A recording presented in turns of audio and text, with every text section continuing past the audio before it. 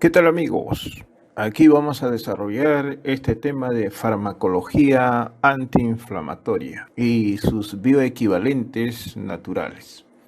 Entonces debemos tener en cuenta los fármacos utilizados para combatir el proceso inflamatorio. Y debemos tener en cuenta pues qué es la inflamación, por qué ocurre, por qué se produce la inflamación. Entonces, a ese respecto debemos tener presente pues que el mecanismo inflamatorio es una respuesta de defensa. Entonces, es una respuesta de defensa inespecífica de nuestro propio organismo. El propósito, la finalidad es eliminar el agente que está causando la lesión y echar a andar una serie así de mecanismos que tratan así de reparar, de reconstruir y al final de curar el tejido que sufre daño. Entonces eso es importante, así como también es importante revisar, por ejemplo, los agentes que pueden desencadenar esta reacción o este mecanismo de defensa del organismo. Entonces, esas causas se llaman noxas, pueden ser exógenas, pueden ser endógenas. Entonces, exógena fuera de nuestro organismo, agentes biológicos, se entiende, microorganismos, agentes físicos, calor, frío, agentes químicos, sustancias químicas y por lo general pues traumatismos, golpes. Entonces, así también hay noxas endógenas. Se entiende pues que dentro de nuestro organismo se forman una serie de sustancias que van a producir daño.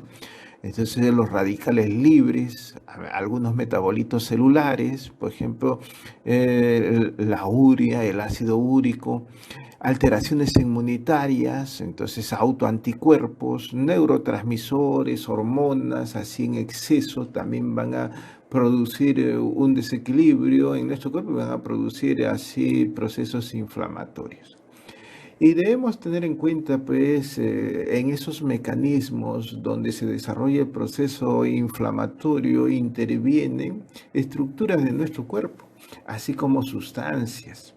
Se entiende, por ejemplo, vasos sanguíneos, factores humorales, se entiende, pues, una serie de sustancias en los líquidos de los tejidos, así como también factores celulares. Entonces, y debemos tener en cuenta también que este proceso inflamatorio que se manifiesta así generalmente por dolor de carácter también inflamatorio, estamos observando cómo estos tres componentes son importantes. El componente así vaso sanguíneo, una serie de elementos dentro de la sangre, se entiende las células tipo leucocitos, se entienden las plaquetas, ¿no? Y una serie de factores que están ahí en el plasma sanguíneo. Y junto con esto, con los componentes del vaso sanguíneo, de la sangre, entonces también las células y las fibras que componen el tejido conjuntivo o conectivo. Entonces ellos también participan, células del tejido conjuntivo y fibras y otros componentes de ese mismo tejido. Entonces este proceso inflamatorio se desarrolla pues aquí en este tejido conjuntivo que estamos observando, vasos sanguíneos, células y fibras del tejido conjuntivo. Además debemos tener en cuenta, miren, la inflamación está muy relacionada así con los procesos de reparación. Así, eso nunca debemos olvidar. Nunca debemos olvidar que la inflamación está relacionada siempre con un proceso de reparación.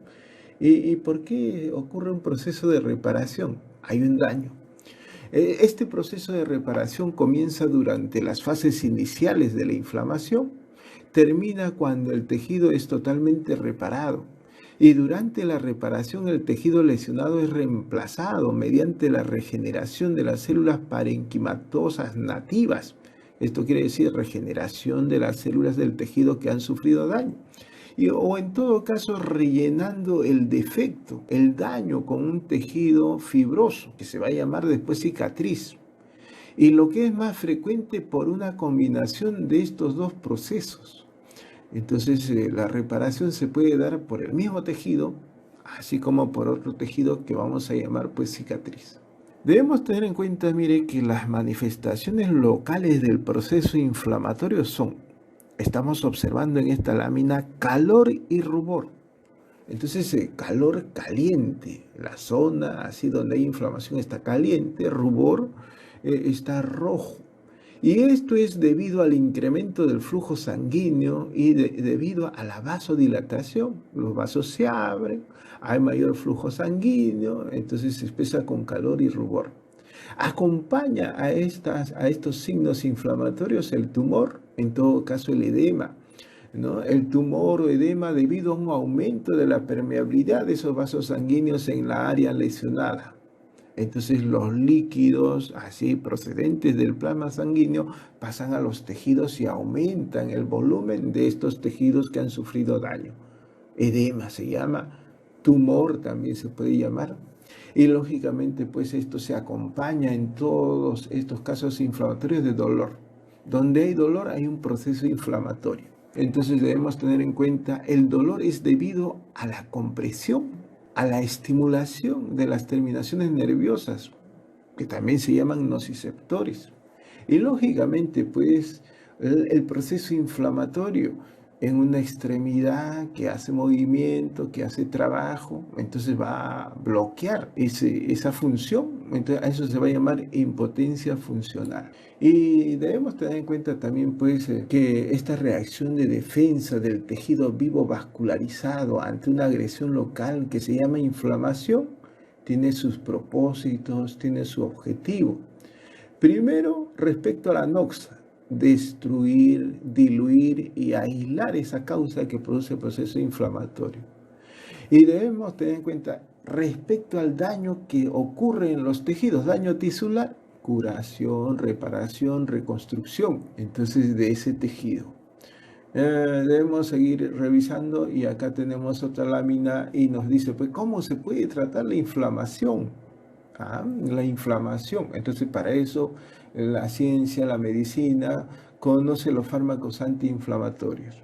Y debemos tener en cuenta también, están sus equivalentes naturales. Se entiende alimentos, se entiende plantas y una serie de técnicas. Por ejemplo, ahí tenemos la digitopuntura, por ahí tenemos la auriculoterapia y por ahí agentes como por ejemplo los emplastos, que pueden ser así de plantas, emplastos verdes, así de plantas antiinflamatorias.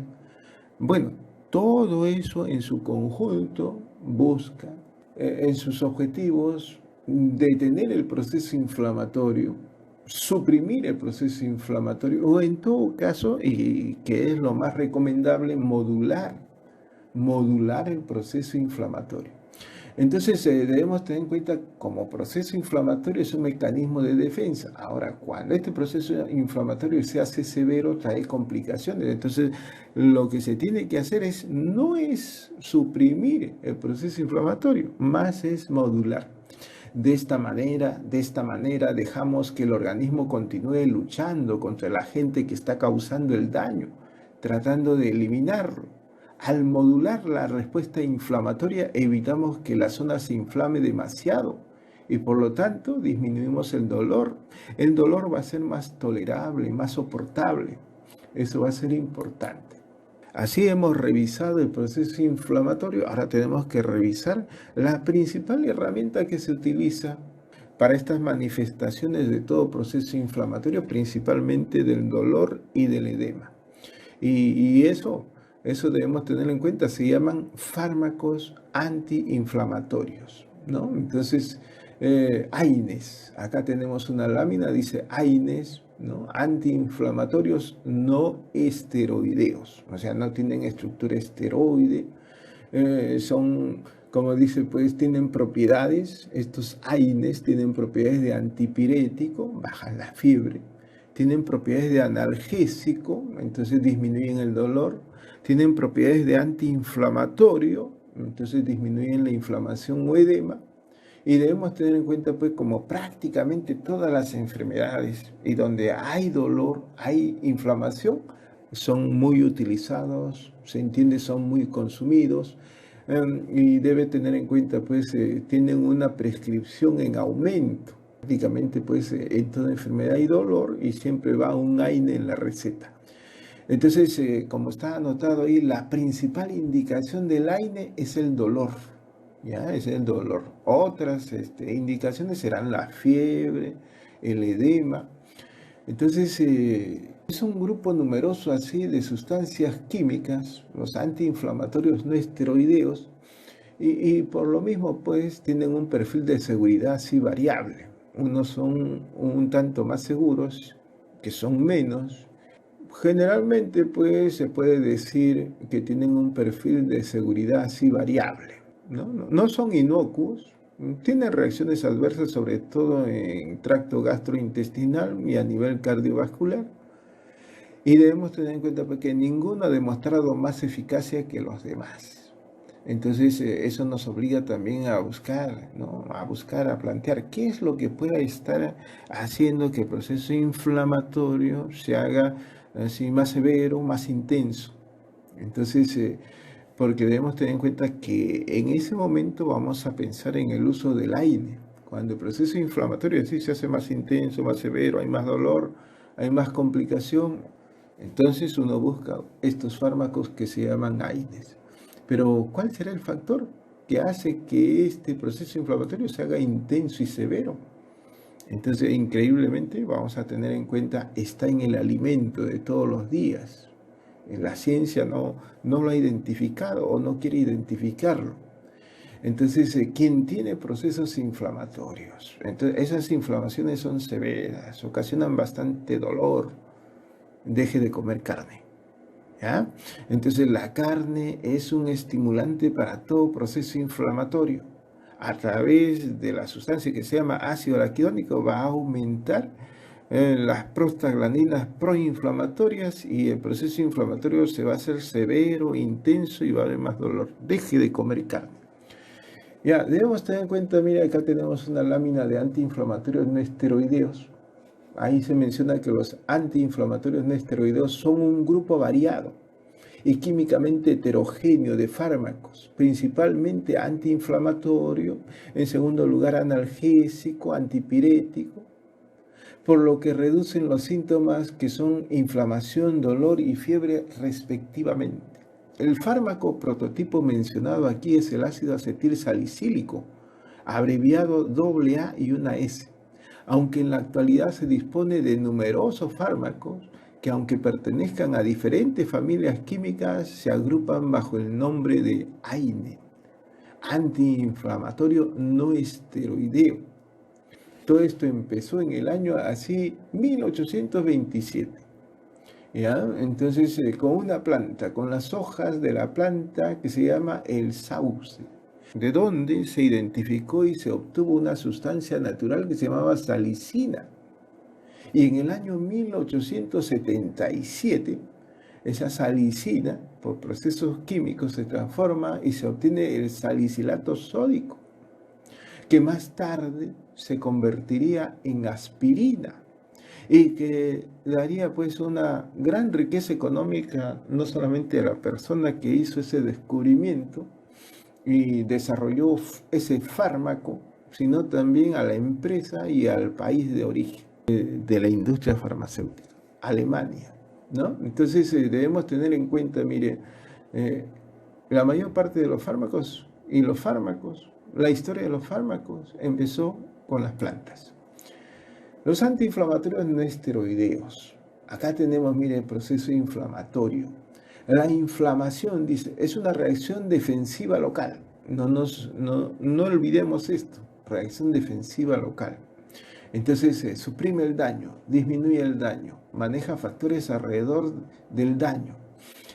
Este proceso inflamatorio lo integran procesos que van a dar lugar a exudación y proliferación. La reacción es desencadenada por estímulos nocivos de muy diversa naturaleza. Pueden ser estos de naturaleza física, química y por microorganismos.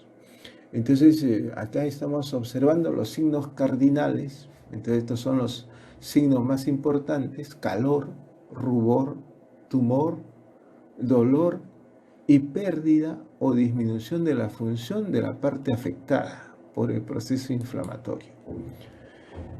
Tenemos acá esta imagen, por ejemplo, de los antiinflamatorios no esteroideos respecto al dolor, uno de los signos cardinales que hemos mencionado.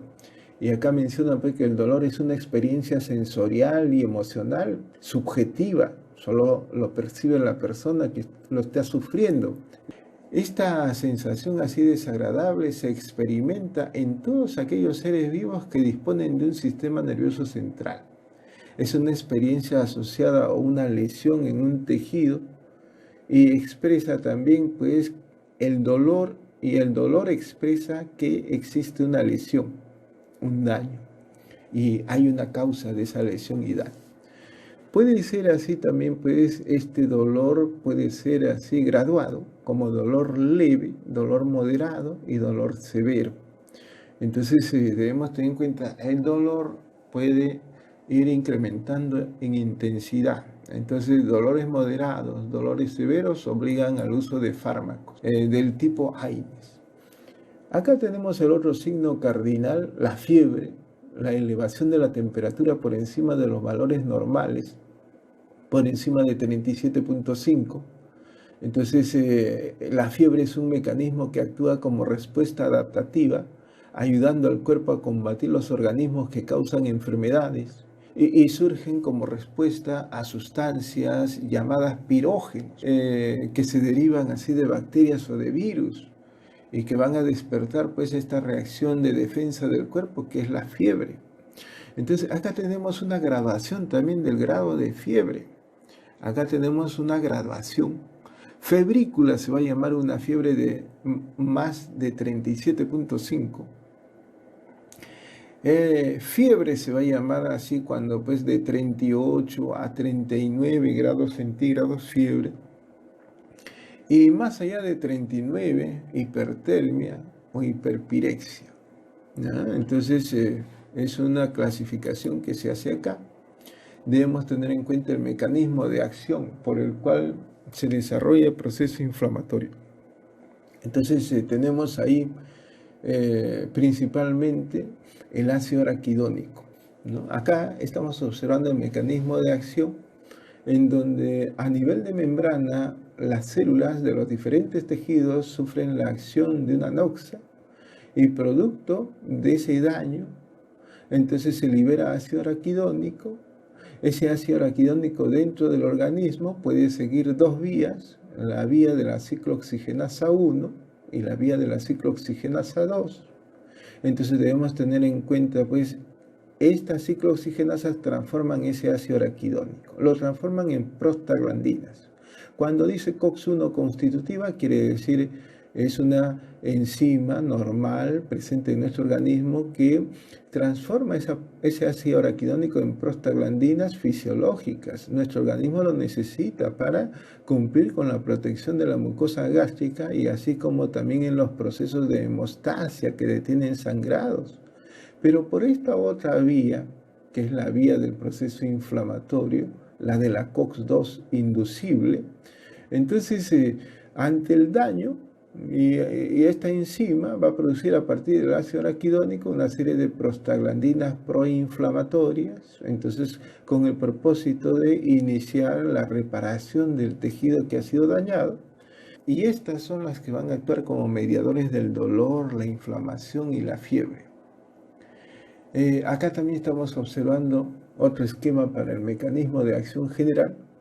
En este esquema, el ácido araquidónico procede de los fosfolípidos de membrana. Como habíamos mencionado, el daño se inicia a nivel de las membranas de las células que forman los tejidos y que sufren el daño. Entonces debemos tener en cuenta, mire, ese ácido araquidónico. Entonces sufre la acción de la COX-1 constitutiva, ya hemos dicho normal, elaboran prostaglandinas así fisiológicas que nuestro organismo necesita a nivel del estómago, del intestino, del riñón, de las plaquetas. Por esta otra vía tenemos la COX-2, ¿no? Entonces debemos tener en cuenta esa COX-2 es la vía del proceso inflamatorio de reparación. Entonces inflamación, dolor, fiebre, proliferación celular, entonces tienen que ver con esta vía de la COX-2.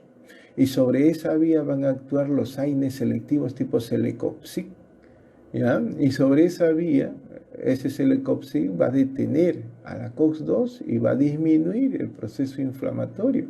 Y por esa misma vía, ese proceso inflamatorio va a ser estimulado por endotoxinas, por citoquinas y por mitógenos. Entonces debemos tener en cuenta esto que estamos mencionando del mecanismo cómo se produce el proceso inflamatorio. Y debemos tener también presente la clasificación de estos AINES. Mire, tenemos grupos químicos salicilatos, el representante del ácido salicílico, abreviado de esa forma AAS. Los derivados indolacéticos, entonces representados por la indometacina, nombre comercial Sulindac. Los derivados ariloacéticos, diclofenaco, ketorolaco, ¿ya? Entonces debemos tener en cuenta así pues los ácidos fenólicos, los oxicanes, piroxicam, las pirazolonas, metamizol. Entonces esta es una clasificación de estos fármacos que se llaman AINES. Acá tenemos otro grupo químico, los derivados arilpropiónicos, donde está el archiconocido ibuprofeno, así también el naproxeno, los fenamatos, ahí tenemos el ácido mefenámico, otros, entonces los COPSIC, ahí tenemos el celecoxib, etoricoxib, ahí tenemos también el para-aminofenol con el archiconocido también paracetamol. Entonces, estos fármacos así que se llaman AINES, que tienen esas propiedades de antiinflamatorio, de analgésico, antipirético, entonces tienen también efectos adversos. Por lo mismo, se debe conocer y respetar la dosis de cada uno de estos fármacos. Los efectos adversos se alcanzan, pues, a nivel gastrointestinal, renal, a sistema nervioso, plaquetas, a reacciones de hipersensibilidad, a nivel hematológico, útero. Entonces, estos fármacos, su consumo crónico va a producir así también efectos adversos que van a repercutir a esos niveles que hemos mencionado. Entonces, incluso debemos tener en cuenta que estos fármacos AINES interaccionan con otros fármacos. Entonces van a producir pues así alteraciones en la acción de otros fármacos. Acá tenemos una lista, miren los fármacos.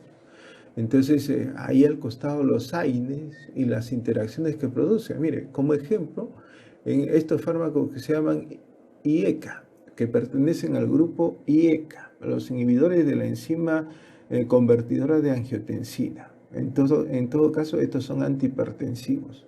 Debes tener en cuenta que todos los AINES interfieren con estos fármacos. Y en esa interferencia o interacción predisponen a riesgo de insuficiencia renal e hipercalemia. Ahí tenemos también ese otro fármaco que se llama clopidogrel, donde todos los AINES también van a interaccionar con él y van a aumentar el riesgo de hemorragia. Igual con la pentoxifilina, donde todos los AINES van a aumentar el riesgo de hemorragia. Igual en el caso del litio, de los anticoagulantes, de los antidiabéticos orales. Entonces hay que tener en cuenta estas interacciones de los AINES con otros fármacos. Acá tenemos los inhibidores no selectivos de la COX. Entonces, ¿estos por qué se caracterizan? Porque van a bloquear tanto la COX-1 constitutiva, normal, COX-1, y van a bloquear también la COX-2, ¿ya? La inducible, en la que sigue la vía del proceso inflamatorio. Entonces, estos fármacos que vamos a ver que se llaman inhibidores no selectivos de la COX, por lo mismo van a presentar mayores reacciones adversas. ¿Quiénes son? Primero debemos tener en cuenta el grupo de los salicilatos. Ahí está el ácido acetilsalicílico. Ahí están sus nombres comerciales, ¿no? Aspirina, ¿no? Aspirina.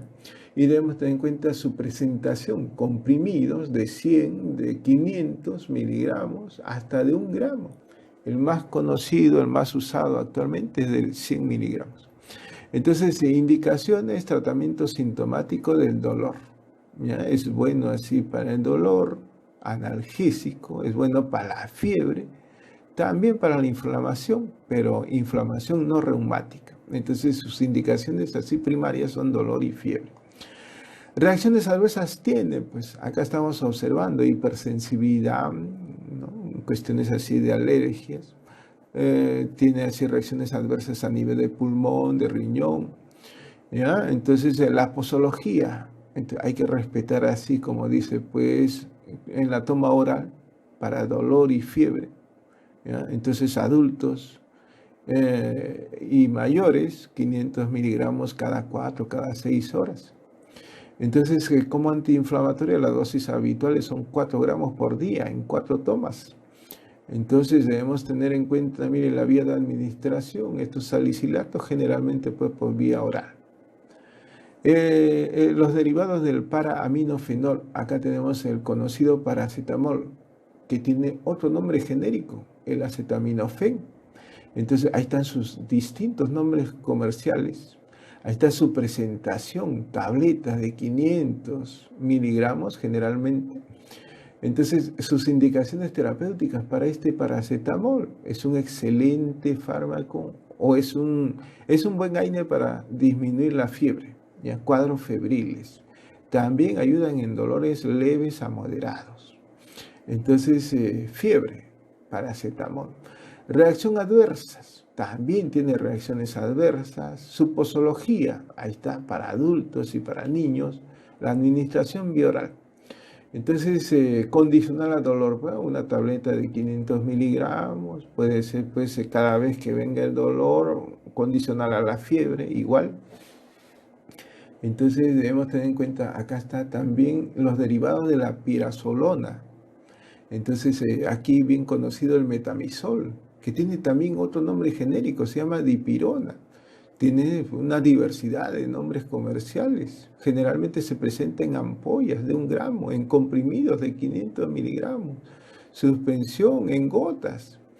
Ya, bueno, este metamizol, sus indicaciones terapéuticas van a ser dolores por afecciones reumáticas, espasmos, en aparato gastrointestinal, en conductos biliares, en conductos urinarios y principalmente en estados febriles. ¿Ya? Entonces, si hay una fiebre así como quien dice, puede 38, 38.5 grados, hasta 39, paracetamol. Si hay una fiebre de 39, 39.5, 40, ¿no? Entonces, metamizol, ¿ya? Tabletas, metamizol, gotas, en el caso de los niños, pero lo primero que uno tiene que pensar en fiebre, ver la temperatura y si no es tan alta, paracetamol. Si es alto, entonces recién metamizol.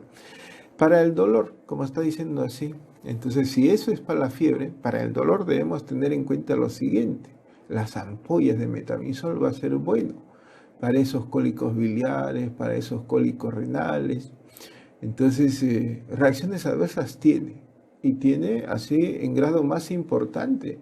Puede producir agranulocitosis, puede producir hipersensibilidad, un shock que se manifiesta con prurito, sudor frío, obnubilación, náusea, disnea. Ahí está la posología vía oral, cómo se toma, las ampollas, cómo se aplica, ¿ya? Entonces, y su administración vía puede ser vía oral, subcutánea, intramuscular. Entonces, eso es importante.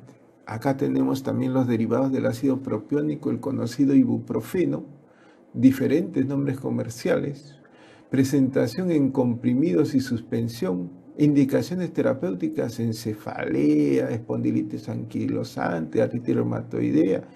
Vamos a ver por en artritis reumatoidea, por ejemplo, una tableta así, mire, artritis reumatoidea, así con un dolor intenso. Puede ser así, una tableta de 800 miligramos al día. O puede ser así, mire, una tableta de 600 miligramos mañana y noche. ¿Ya? Entonces, ibuprofeno, por ahí empezó, Motrin. Entonces, reacciones adversas, tiene muchas reacciones adversas. ¿Ya? Entonces, posología, ahí está, su dosis así en niños como antirreumático, miren, niños con reumatismo, con artritis. En adultos como antirreumático, ¿ya? Acá están dando 800 miligramos vía oral hasta 3 veces por día. Entonces, como analgésico, como antipirético, debemos tener en cuenta eso sí. Entonces, si tenemos fiebre y tenemos inflamación asociada a esa fiebre, tenemos una faringoamidalitis, lo mejor sería pues ibuprofeno. Entonces trabaja la fiebre y trabaja la inflamación. Vía de administración, vía oral, generalmente es lo más usado. Acá tenemos otro derivado del ácido propiónico, el naproxeno, diferentes nombres comerciales, se presentan en tabletas de 250, 500, 550 miligramos. Está indicado en dolor leve a moderado, artritis reumatoide, espondilitis anquilosante, dismenorrea. Entonces debemos tener en cuenta pues, también dolor leve a moderado, ¿ya? Entonces puede ser utilizado generalmente en artritis reumatoidea. Debemos tener en cuenta también en un dolor, un dolor menstrual, dismenorrea. Reacciones adversas, tienen muchas reacciones adversas. Todos estos fármacos tienen muchas reacciones adversas. Posología, ahí está la dosis de adulto, ahí está la dosis de niños, en estos casos de artritis reumatoidea. Administración por vía oral. Si tenemos así, por ejemplo, un dolor de muelas, tenemos así un dolor así por reumatismo, golpe, podemos emplear por la vía oral naproxeno, ¿ya? Entonces debemos tener en cuenta, mire, dolor, solamente dolor. Entonces, analgésico, acá está el ketorolaco. Entonces, si no es el metamizol, acá tenemos el ketorolaco. Nombres comerciales también diversos. Presentación, ketorolaco comprimidos, ketorolaco solución inyectable. Acción terapéutica, dolor cólico nefrítico, por ejemplo. Dolor posoperatorio de moderado a severo. Moderado a severo. Reacciones adversas tiene, pues como todos estos fármacos AINES. Ahí está su posología. Vía oral, dosis inicial, 10 miligramos de tabletitas. Sabemos que hay hasta de tabletas de 30 miligramos. En dosis de mantenimiento, 20 miligramos cada 6 horas. Entonces el tratamiento no debe superar 5 días. Hay que tener en cuenta sus reacciones adversas. Vía parenteral, acá tenemos la solución inyectable, 30 miligramos por mililitro. Entonces también debe tener en cuenta la dosis de mantenimiento, así se puede aplicar. No debe superar su indicación por la vía parenteral más de 2 días. Entonces, administración vía oral, vía endovenosa. Entonces debemos tener en cuenta esto respecto al ketorolaco. Ahí tenemos este derivado del ácido antranílico, que se llama ácido mefenámico, bien conocido como Ponstan, tabletas de 500 miligramos, indicado en casos de dismenorrea, artritis reumatoidea, osteoartritis. Su principal indicación es la dismenorrea. Entonces, dolor que acompañan a las reglas dificultosas que cursan con dolor, dismenorrea. Reacciones adversas también tiene. Posología, ahí estamos observando, ahí observamos la posología, Entonces, administración vía oral, ácido mefenámico. Tenemos también los ácidos fenólicos del grupo de los oxicam, piroxicam, nombres comerciales, Feldene, por ejemplo, vienen tabletas de 10-20 miligramos, vienen ampollas de 40 miligramos en 2 mililitros, vienen gel también. Indicado este piroxicam en artritis reumatoidea, osteoartritis. Entonces debemos tener en cuenta reacciones adversas presenta reacciones adversas. Posología, acá tenemos dosis inicial recomendada 20 miligramos. Entonces esto en tabletas. Debemos tener en cuenta también la dosis inicial, también en dolores así musculoesqueléticos agudos podría ser 40 miligramos por día. Y la dosis de mantenimiento, 20 miligramos por día, de 7 a 14 días. Vía de administración, vía oral, intramuscular y vía tópica. Entonces después tenemos estos inhibidores preferenciales de la COX-2. O sea, no tanto bloquean la COX-1 constitutiva, un poco más es el bloqueo por la COX-2. Entonces, por el lado donde se desarrolla el proceso inflamatorio, eso debe significar menos reacciones adversas. El grupo de las sulfonanilidas, con su representante meloxicam, con distintos nombres comerciales, ahí mencionamos meloxicam mismo, Movix, que se presenta en solución inyectable, que se presenta en tablitas, que está indicado en osteoartritis, en artritis reumatoidea, también presenta reacciones adversas que hay que tener cuidado. Ahí está la posología, Ahí está la vía de administración bioral e intramuscular. ¿Qué podemos decir de meloxicam? Con respecto a los anteriores AINES que hemos mencionado, tienen menos reacciones adversas. ¿Ya? O en todo caso, las reacciones adversas no son tan intensas como las otras. Entonces seguimos. Acá tenemos los inhibidores específicos de la COX. Dice, solamente bloquean la COX-2. ¿Ya? Esa vía del proceso inflamatorio. Entonces acá tenemos pues los pirazoles. Entonces, el Celecoxib, nombres comerciales Celebrex, tabletas de 100, 200 miligramos, indicado en patologías artríticas, reumáticas, artritis reumatoidea, osteoartritis. Reacciones adversas, mire, a pesar de que nos dice pues, que bloquea solamente la COX-2 y no la COX-1, tiene menos reacciones adversas, mire, pues, tiene reacciones adversas. Entonces está indicado en osteoartritis, Celecoxib, ¿no? Entonces el dolor es moderado a severo, osteoartritis. Debemos tener en cuenta así, dosis media de 200 miligramos en dosis única o 100 miligramos cada 12 horas en artritis reumatoide y dosis de 100 a 200 miligramos dos veces por día, dosis máxima 400 miligramos por día, vía de administración vía oral. Entonces debemos tener en cuenta también las complicaciones, aparte de las reacciones adversas. Hay complicaciones de estos AINES a nivel gastrointestinal, a nivel cardiovascular y a nivel renal. A nivel gastrointestinal están implicadas en la producción de erosiones, úlceras, entonces hemorragias digestivas, perforación. Y debemos tener en cuenta pues la mayor parte de estas complicaciones a nivel gastrointestinal son asintomáticas, el 40% son sintomáticas, hay reflujos, dispepsias. 1 al 4% de todos estos casos hacen complicaciones gastrointestinales.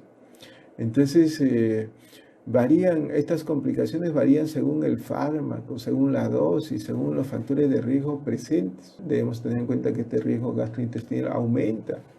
De Celecoxib, que es el que menos debe producir estos riesgos, toricoxib, diclofenaco, ibuprofeno, naproxeno, va aumentando en ese orden descendente, va aumentando. ¿Ya? Entonces hay más reacciones adversas con naproxeno que con Celecoxib. Hay más complicaciones con naproxeno que con Celecoxib. ¿Ya? Debemos tener en cuenta a nivel renal, ¿no? Disminuyen la función renal en un 1%, estimulan la retención de sodio y agua.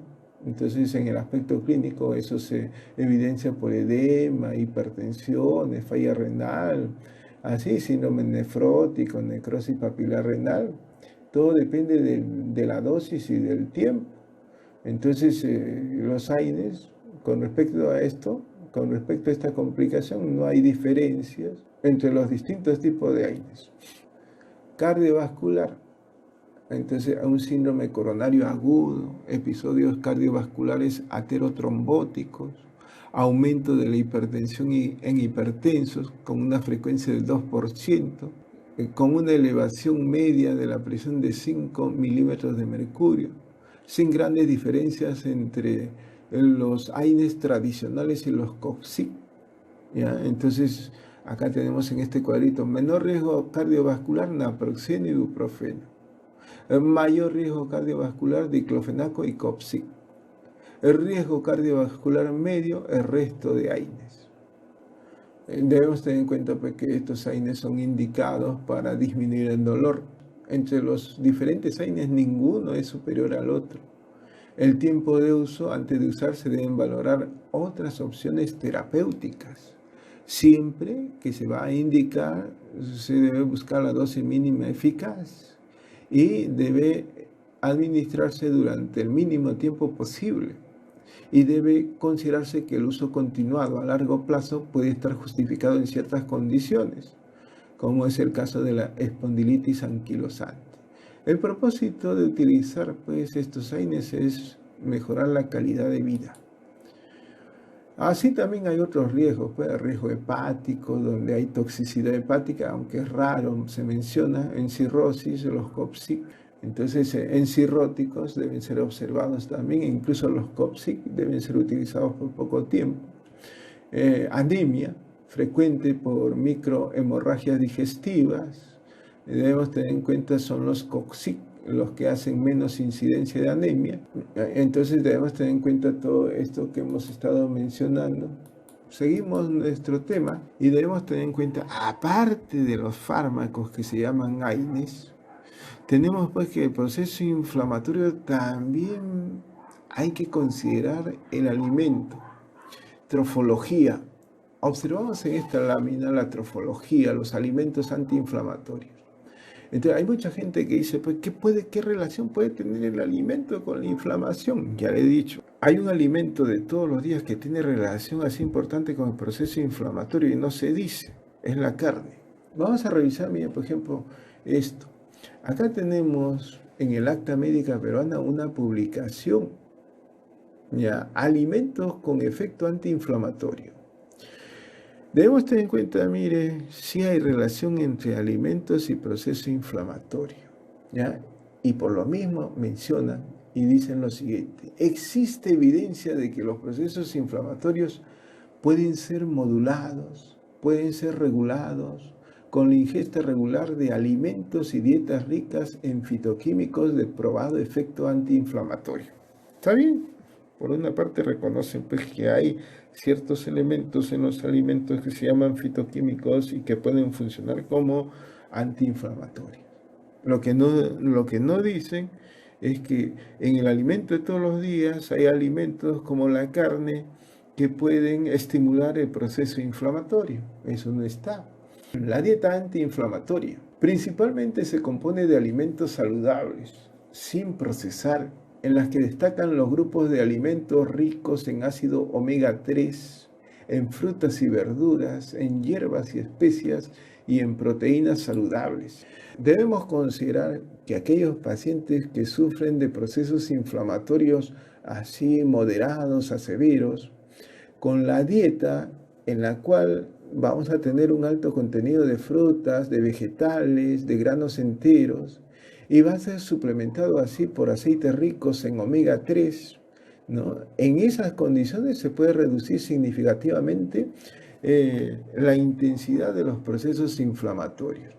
Y a ese respecto pues, se han propuesto varios mecanismos para explicar los efectos antiinflamatorios de los alimentos.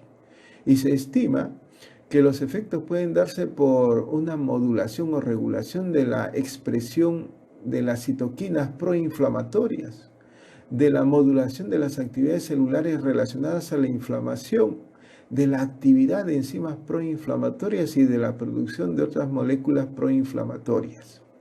Debemos tener en cuenta los alimentos por su naturaleza se constituyen en vehículos de un amplio rango de compuestos que reciben diversas denominaciones: fitoquímicos, fitonutrientes, nutracéuticos y otros referidos a las sustancias activas que tienen un rol en la modulación de la respuesta inflamatoria. ¿Ya? Lo que no dicen, por ejemplo, que a esto, para que estos fitoquímicos procedentes de alimentos, generalmente de vegetales, surtan efecto, el enfermo con estas inflamaciones moderadas a severas no debe comer carne. ¿Ya? Entonces, tengan en cuenta ese estudio, tengan en cuenta esos componentes que son los ácidos grasos omega 3, las frutas y verduras, hierbas y especias como cúrcuma, orégano, romero, té verde. Entonces, e incluso la pimienta cayena. ¿Ya? Debemos tener en cuenta proteínas saludables. Sobre todo debemos tener en cuenta pues esas proteínas así vegetales. Que tienen así menos omega 6 y que tienen omega 3. Entonces debemos considerar esto, es importante tenerlo en cuenta, así como también es importante tener en cuenta las plantas medicinales antiinflamatorias, en lo que va a ser fitoterapia. En fitoterapia se conocen plantas medicinales antiinflamatorias. Usted debe tener en cuenta que la actividad antiinflamatoria suscita un gran interés científico en el área farmacológica, debido a que muchas enfermedades en su evolución cursan con procesos inflamatorios, entiéndase artritis reumatoide, aterosclerosis, cáncer, diabetes, gota, asma, dermatitis, trastornos neurodegenerativos, diversas dolencias. Eso está expresado, por ejemplo, acá en este ejemplo. Dice, Revista Cubana de Farmacia, año 2015, un artículo de revisión, plantas cubanas con efecto antiinflamatorio. Entonces debemos tener en cuenta que esto no es cuestión así de personas así empíricas, prácticas. Esta es cuestión también, la ciencia se está introduciendo en esto. Alimento antiinflamatorio, plantas antiinflamatorias. Y debemos tener en cuenta, mire, este otro artículo de fitoterapia, ámbito farmacéutico, se llama la revista, plantas medicinales antiinflamatorias utilizadas en el tratamiento de reumatismo. Entonces esto se va a revisar sobre todo en la separata. Debemos tener también en cuenta este otro equivalente así a los fármacos que se llaman antiinflamatorios no esteroideos, esta técnica, este procedimiento que se llama auriculoterapia y aplicado en este problema, en esta enfermedad que se llama asma bronquial, donde también está implicado un proceso inflamatorio. Aquí hay una propuesta de tratamiento antiinflamatorio. Se aplicará la auriculoterapia, ¿no? Así con semillas de la planta de cardo santo, puede ser, que viene así pues cubiertas con un esparadrapo y que se pueden colocar en los puntos que se mencionan aquí en el pabellón auricular. ¿Ya? Entonces los puntos que se mencionan acá es Shenmen, por ejemplo, ese punto que va a ayudar, que va a activar a los demás puntos. Debemos tener en cuenta pues el punto simpático, el punto del asma. Los puntos a estimular son el Shenmen, el simpático, el asma, el Dinchuan. Y debemos tener en cuenta, mire, acá, aparte de eso, debemos hacer un análisis así del pabellón auricular. Si tenemos asma bronquial, sobre todo tiene relación con ese órgano que se llaman pulmones, ¿ya? Encima debemos tener en cuenta, pues, pulmón, va a ser un punto, ¿no? Entonces debemos tener en cuenta que el sistema nervioso simpático, a través de la glándula suprarrenal, también incide en este problema de asma bronquial, ¿no? Entonces debemos considerar pulmón, glándula suprarrenal, sistema nervioso simpático y el punto determinante para la patología, que es el punto asma, ¿no? Y todo eso se va a potenciar con este otro punto que es el punto Shenmen, ¿ya? Entonces debemos tener presente que se elabora con estos puntos una estrategia, ¿ya? Entonces, previo a esto se ha desintoxicado al paciente, se le ha empezado así con una terapia de ayuno, de enemas, ¿no? Se le hace un cambio alimentario. Entonces cuando empieza a recuperarse el organismo y sobre todo el hígado, vamos a hacer esta técnica de estimulación orgánica que se llama auriculoterapia. Entonces, activando estos puntos. La digitopuntura también es una técnica así, que también tiene que ver así con proceso inflamatorio. Vamos acá, tratamiento de la cefalea, un dolor de cabeza, dolor. Entonces cualquiera estaría pensando pues en metamizol, o de repente estaríamos pensando pues así en paracetamol, ¿ya? Entonces se manejan los puntos así analgésicos, acá tenemos puntos específicos. En el vértice de la cabeza, en esta primera lámina, el Du20. En la región temporal de la cabeza, el punto Taiyang. Tenemos también el punto medio entre las cejas, donde debemos estimular, así como también en la parte posterior ahí del cuello, en la base del cráneo, ¿no? Debemos tener en cuenta también este punto posterior del cráneo, ¿no? De vesícula biliar 12. Entonces ahí tenemos una depresión posterior inferior a la apófisis mastoide, donde se va a ejercer presión. Debemos considerar todo esto así como equivalentes naturales al uso de estos fármacos que se llaman antiinflamatorios no esteroideos que hemos revisado hoy día. Gracias.